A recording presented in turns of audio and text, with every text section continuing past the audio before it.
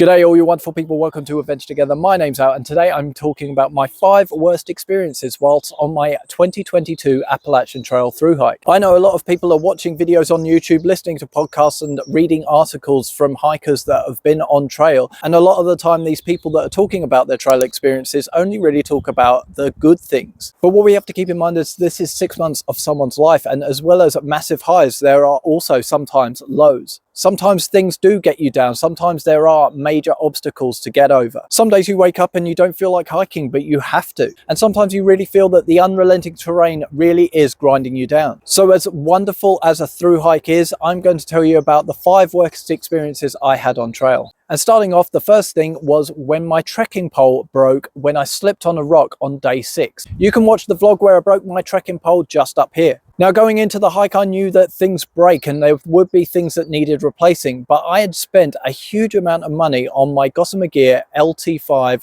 trekking pole, and it upset me so early on into the hike that I had slipped, caught the trekking pole in between 2 rocks and snapped a section of it. Fortunately, Gossamer Gear do offer replacement sections and you don't have to buy the whole trekking pole again, and it was only going to be $35 to get that trekking pole part shipped out to me. But I didn't get that replacement trekking pole part straight away, which meant that I had to wait a couple of weeks for it. But I wasn't just sitting around waiting for the replacement part to be shipped to me. No, this box bounced around different post offices until it ended up being returned to Gossamer Gear, and they had to send out a whole new part. This couple of weeks happened to be when I was walking through the Great Smoky Mountains National Park. In the end, I was hiking for 2.5 weeks with just one trekking pole and the broken one sitting in the side of my backpack. And it wasn't until I reached Standing Bear Farm that I was able to get the replacement part. The second negative thing that happened on my through hike was soon after I broke the trekking pole, I also ripped my hammock. You can also watch the vlog of when my hammock ripped just up here. Now the fix for this wasn't very painful. I got the hammock replaced very quickly, and Dream hammocks were great to deal with.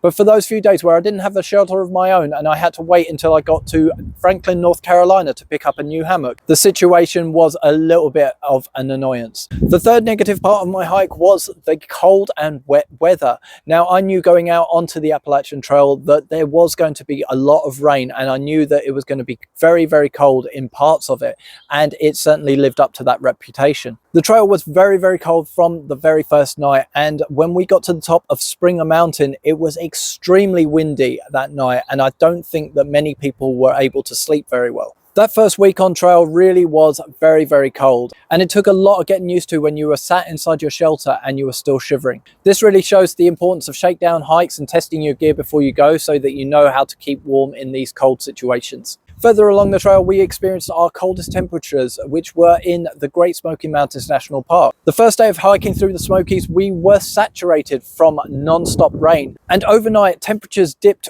below freezing. When we woke up the next morning, our shoes were frozen solid, as were our socks. There were some people that had their water filters freeze up completely because they did not sleep with them inside of their sleeping bags. And I was unable to take down my hammock for hours and had to wait for my hammock straps to thaw because they had frozen solid to the tree. After the Smokies in Tennessee, we got trapped one night in a hailstorm where there was nowhere we could set up camp, and we had to dive into a bush on a hill just to set up our shelters. This was probably the worst setup that we had on the whole trail. We were on a very steep incline and there was mud everywhere. I slipped over and ripped my hands up on thorns, and everything that we had got saturated in the hailstorm. That night, the 3 of us were miserable, and the next morning wasn't much better because the 3 of us had to pull on our wet socks and wet shoes again and stay in wet clothes and pack down wet tents and a wet hammock. We knew we were days away from being able to get a shower and dry out our stuff, and that we would have to use all of these wet clothes and wet shelters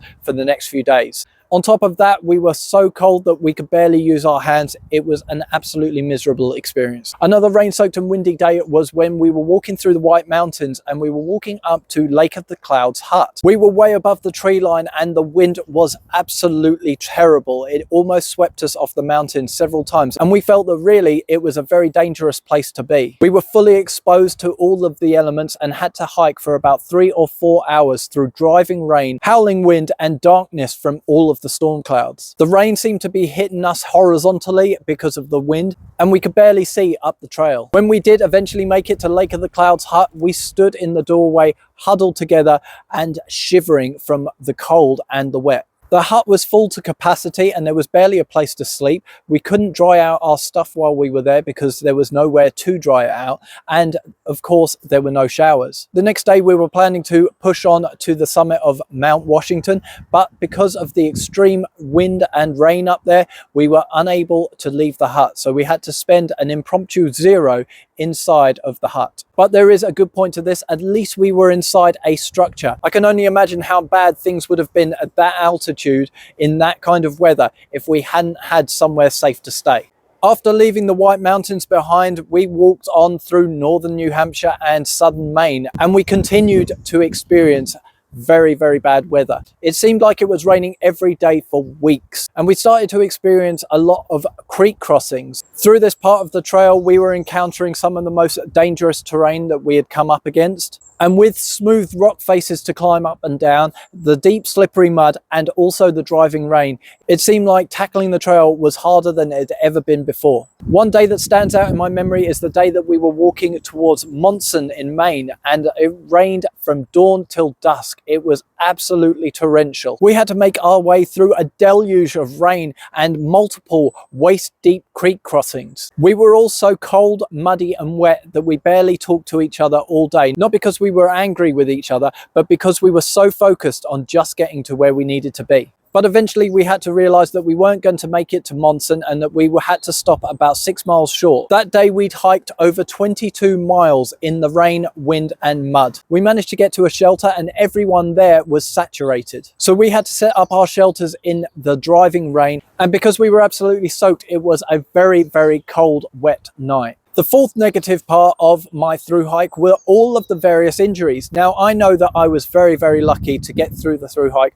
without sustaining a very bad injury. There were a lot of people that suffered from bad knees and twisted ankles, amongst other things, that took them off trail. And I was lucky enough to just have a few niggling injuries that lasted me the trail, but nothing that was bad enough to stop me hiking. But over the 5.5 months that I was hiking, I suffered from both knees being extremely painful at separate times, along with both ankles being twisted or rolled multiple times. New York was a particularly bad state for me because I sustained a lot of small injuries while I was walking through this section of the trail. There were 2 separate occasions where I smacked my head very badly on a tree that was crossing the trail at head height. One of those times caused a minor concussion and I split my head open and my head was bleeding for quite some time. There were 2 separate occasions where I tripped on a rock whilst going downhill quite fast and ended up with grazes to my arms, my hands and also my head where I hit my head. I hit my head a lot, and one of those falls actually hurt my knee so badly that I couldn't hike properly for about 2 days afterwards. You can actually see in the vlogs that I made during that time where I'd made a makeshift bandage around my hand and my knee.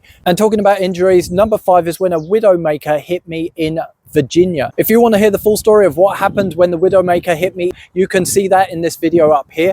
But to give you a brief summary of that story, I was sleeping in my hammock and around 5 AM during a major storm, a tree branch snapped off and fell down through the tree canopy and landed on my hammock with me inside. When the tree branch landed on me, it hit me on my rib and my collarbone, and I had to deal with major rib pain for the rest of my time on trail. So that's it, 5 negative things that happened to me during my 2022 Appalachian Trail through hike. It just goes to show that as fun as a through hike is, there are sometimes negative things that happen, and it's not all sunshine and lollipops all the way through. What negative things have happened to you on trail? Leave your stories in the comments down below. If you like this video, please leave a like.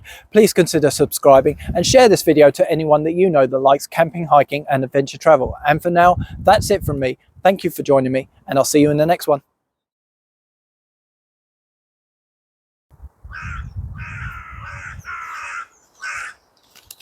Is that right?